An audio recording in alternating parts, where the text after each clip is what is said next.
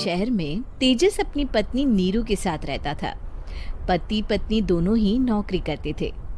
एक दिन तेजस गांव अपनी माँ के पास फोन करता है। हेलो, प्रणाम माँ। जीते रहो माँ, तुम दादी बनने वाली हो हैं? अरे वाह, ठीक है बेटा, मैं कल ही आती हूँ। जब माँ जी शहर पहुंची तो बेटे बहू ने बहुत अच्छे से स्वागत किया। लीजिए माँ जी, चाय। अरे गर्मा गर्म पकोड़े ले आओ माँ के लिए। नीरू रसोई में गई और 2 मिनट में ही पकोड़े ले आई। जी ये लीजिए। बहू, जादू से बनाए हैं क्या? अभी तो रसोई में गई थी। यम्मी। माँ जी, शीला रसोई में पकोड़े तल रही है, मैं बस लेकर आई।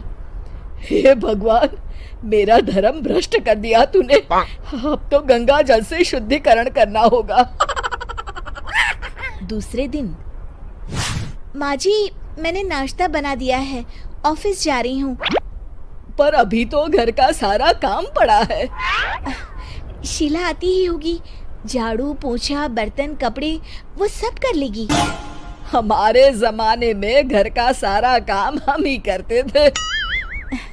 जी माँ जी, आप बहुत होशियार हैं, मैं घर ऑफिस दोनों नहीं संभाल पाती। तो जरूरत क्या है घर से बाहर जाकर चाकरी करने की? वैसे भी घर का काम खुद करने से घर में बरकत आती है, समझी? पर माँ जी। पर वर कुछ नहीं, इस महीने की पगार मिले फिर ऑफिस बंद। हाँ। रात को नीरू तेजस से कहती है, सुनिए जी, माँ जी बोल रही थी कि मैं नौकरी छोड़ दूं। वैसे ठीक ही तो है, अभी तुम्हें आराम की जरूरत है। फिर भी आराम कहाँ, शीला को छुड़ाने के लिए बोल रही थी। तो अब 24 घंटे में इतना काम तो कर ही सकती हो। पर जॉब पसंद है मुझे, घर पर मन नहीं लगेगा। अगले दिन जब दोनों ऑफिस के लिए निकल रहे थे, मेरी तो कोई कीमत ही नहीं है इस घर में। माँ जी, आजकल महंगाई बहुत है, रहन सहन भी बदल गया है, दोनों नौकरी करते हैं तभी ठीक रहता है। अच्छा, तू कहना क्या चाहती है? मेरा बेटा तुझे बिठा के खिला नहीं सकता? तू ही इस घर का खर्च चला रही है, हैं? नहीं माँ जी, मेरा वो मतलब नहीं था।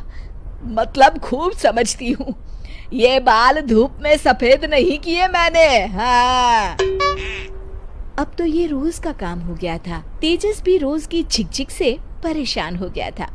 एक दिन उसने कहा, नीरू, वैसे भी तुम्हें मैटरनिटी लीव मिलने वाली है, तो अभी से ही छुट्टी ले लो।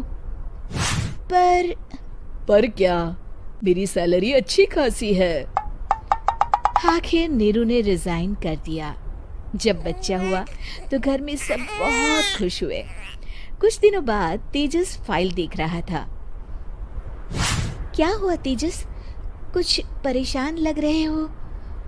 हाँ, वो हमारी जितनी सेविंग्स थी वो तो हॉस्पिटल में और छठी के फंक्शन में खत्म हो गई है नीरू।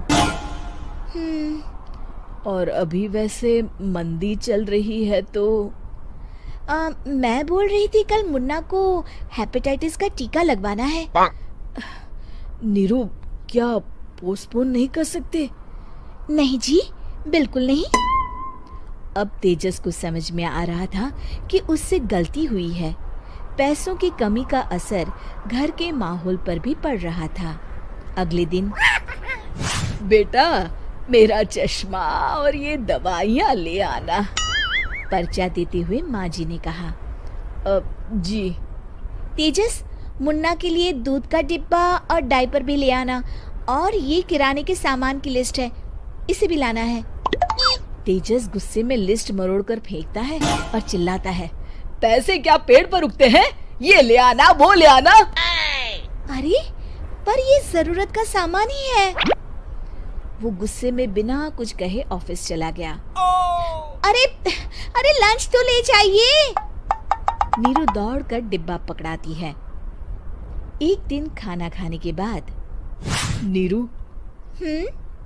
अब तो मुन्ना कुछ बड़ा हो गया, तो अब तुम वापस ज्वाइन कर लो ना जॉब। पर इस रिसेशन में जॉब मिलना बहुत मुश्किल है। ट्राई तो करो। फिर मुन्ना? माँ जी है ना, और एक फुल टाइम मेड भी लगा लेंगे। पर माँ जी, उन्हें तो पसंद नहीं। तभी माँ जी वहाँ आ जाती है और प्यार से नीरू के सर पर हाथ फेरते हुए बोलती है, अब मेरी समझ में आ गया बहू, पहले के और अब के समय में अंतर है। तुम काम शुरू करो, मुन्ना की जिम्मेदारी मेरी। मेरी प्यारी माँ जी। ये कहकर नीरू उनके गले लग गई। शिक्षा, परिवर्तन संसार का नियम है, हमें भी समय के साथ चलना चाहिए।